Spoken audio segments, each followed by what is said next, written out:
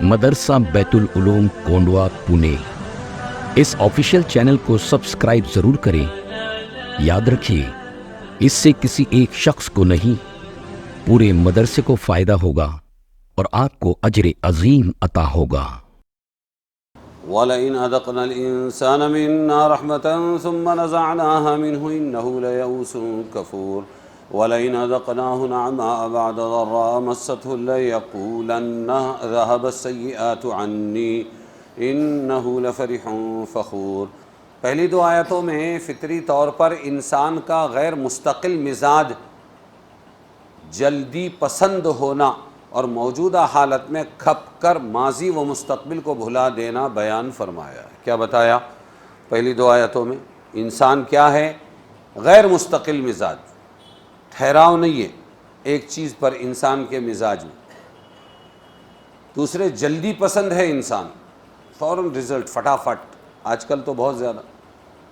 اور موجودہ حالت میں کھپ کر، موجودہ حالت ہی میں وہ خوش ہے، ماضی کو بھول جاتا ہے، مستقبل کو بھی بھلا دیتا ہے۔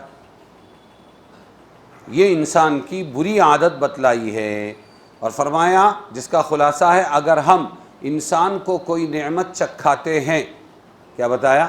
اگر ہم انسان کو کوئی نعمت، وَلَئِنْ أَذَقْنَاهُ نَعْمَاءَ وَلَئِنْ أَذَقْنَا الْإِنسَانَ مِنَّا رَحْمَةً، اگر ہم انسان کو کوئی رحمت چکھاتے ہیں پھر اس سے وہ لے لیتے ہیں تو فوراً کیا ہو جاتا ہے؟ نا امید ہو جاتا ہے اور ناشکرا ہو جاتا ہے۔ کیا کیا ہو جاتا ہے؟ نا امید اور ناشکرا ہو جاتا ہے۔ اور اگر اس کو کسی تکلیف کے بعد جو اس کو پیش آئی، ہم کسی نعمت کا مزہ چکھاتے ہیں تو پھر کیا کرتا ہے؟ تکبر کرنے لگتا ہے۔ کیا کرتا ہے؟ وَلَئِنْ أَذَقْنَاهُ نَعْمَاءَ بَعْدَ ضَرَّاءٍ مَسَّتْهُ لَيَقُولَنَّ ذَهَبَ السَّيِّئَاتُ عَنِّي إِنَّهُ لَفَرِحٌ فَخُورٌ۔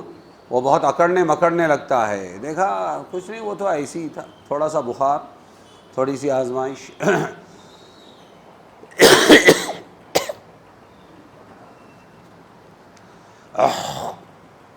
پھر اللہ تعالیٰ نے تعریف کی، ایمان والوں کی تعریف کی۔ کس کی تعریف کی؟ ایمان إِلَّا الَّذِينَ آمَنُوا إِلَّا الَّذِينَ صَبَرُوا وَعَمِلُوا الصَّالِحَاتِ أُولَٰئِكَ لَهُم مَّغْفِرَةٌ وَأَجْرٌ كَبِيرٌ۔ پھر اللہ تعالیٰ نے تعریف کی ہے ان لوگوں کی جو صبر کرتے ہیں، جمے رہتے ہیں اور اچھے اعمال کرتے ہیں۔ تو یہ پہلی دو آیتوں میں انسان کی یہ گندی فطرت بتلائی ہے، یہ جلد باز ہے۔ اور پھر کیا ہے کہ موجودہ حالت اگر اللہ نے اس کو ایک اچھا عہدہ دے دیا، مقام دے دیا، مال دے دیا، اور پھر آزمانے کے لیے تھوڑا سا چھین لیا، کیا کرتے ہیں؟ آزمانے کے لیے اللہ نے ذرا سا چھین لیا، کوئی عہدہ چھن گیا، امامت چھن گئی، خطابت چھن گئی، اہتمام چھن گیا، سمجھ میں آیا؟ تدریس چھن گئی، مال چھن گیا، عہدہ چھن گیا، سیاسی عہدہ اور قیادت چھن گئی، پوزیشن ذرا سی ڈاؤن ہو گئی، تو پھر کیا ہوتا ہے کہ یہ بڑا پریشان ہو جاتا ہے، رحمت سے نا امید ہو جاتا ہے، ناشکری کرنے لگتا ہے۔ کیا کرنے لگتا ہے؟ اسی لیے بہت اچھی کہاوت تھی پہلے، چھوٹی سی، راحت میں مست نہ ہو اور مصیبت میں پست نہ ہو۔ راحت میں اور تمہارے مراٹھی میں کیا بولتے ہیں؟ کب ماجو نکو، ہنومنتی کیا بولتے ہو؟ ہاں، شریمنتی آلی تر ماجو نکو، غریبی آلی تر لاجو نکو، ہے نا؟ شریمنتی یعنی مالداری، تو ماجنا بھی نہیں چاہیے اور لاجنا بھی نہیں چاہیے۔ اور انسان کی یہ فطرت ہے کہ انسان ایسا کرتا ہے۔ انسان کی موجود پرستی، یہ انسان کیا ہے؟ موجود پرست ہے، جو موجود ہے۔ ایک حافظ صاحب کو بولے ہم اگر کہ بھائی تم عالم بنو، یہ علم تمہارے کام آئے گا،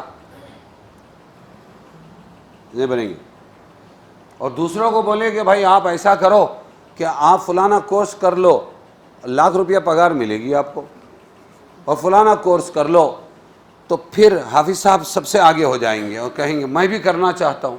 آپ وہی ہیں نا جن کو ہم بول رہے تھے کہ عالم بنو، یہ کتاب پڑھو، وہ پڑھو۔ کیوں؟ اس لیے کہ اس کا فائدہ، علم دین کا فائدہ، ایمان کا فائدہ موجود نہیں ہے، کیا نہیں ہے؟ وہ آخرت میں ملنے والا۔ ایمان والوں کو ان کے ایمان کا بدلہ، اور اچھے عمل والوں کو ان کے اچھے عمل کا بدلہ کہاں ملنے والا ہے؟ آخرت۔ دنیا میں تو سب کے ساتھ اللہ برابر رکھیں گے، جو ضرورتیں ہیں وہ پوری کرتے رہیں گے۔ اور انسان کو دنیا اچھی کیوں لگتی، ڈگریاں اچھی کیوں لگتی، کورسز اچھے کیوں لگتے ہیں، ووکیشنل کورسز کیوں اچھے لگتے ہیں، ہنر کیوں اچھا لگتا ہے؟ پیسہ۔ کیا ہوتا ہے اس سے؟ جلدی سے پیسہ ملتا ہے، سمجھیں؟ تو اس کو کہتے ہیں موجود پرست۔ آدمی کیا ہے؟ موجود پرست۔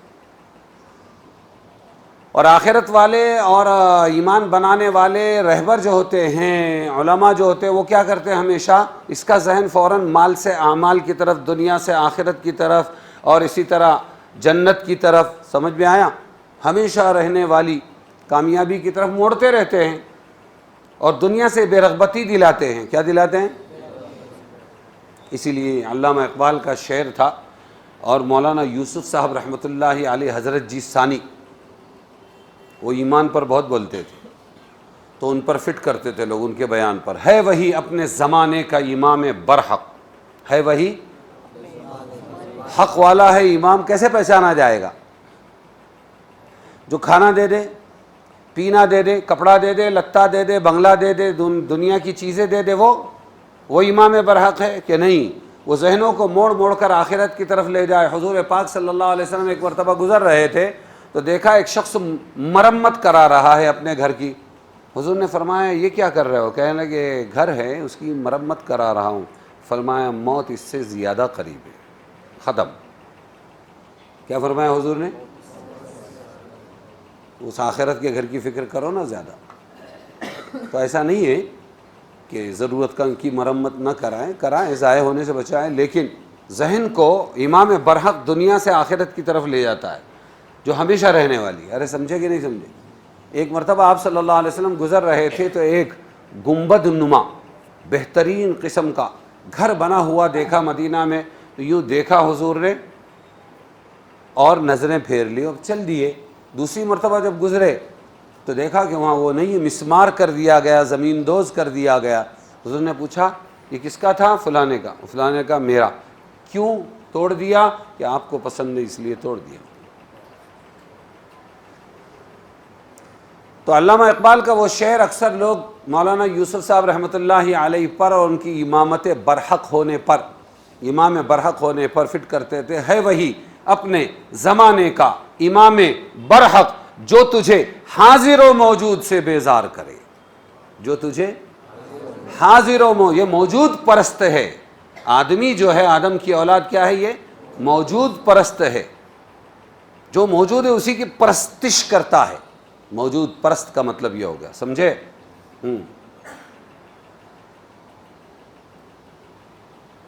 تو یہ ہے کہ انسان کی موجود پرستی اور ماضی و مستقبل کو بھول جانے کا یہ عالم ہے۔